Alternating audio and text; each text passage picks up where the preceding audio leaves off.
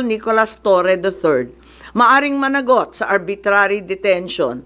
2 counts of arbitrary detention, not only against the former president, but also against former Executive Secretary Medialdea.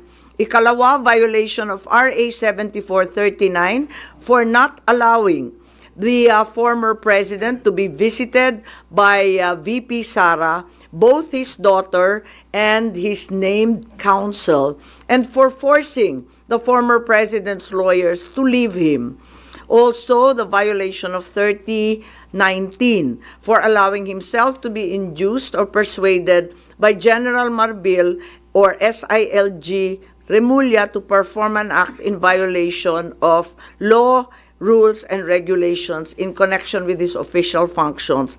Grave misconduct and conduct prejudicial to the best interest of public service ay maaari ring ipataw laban kay General Torre.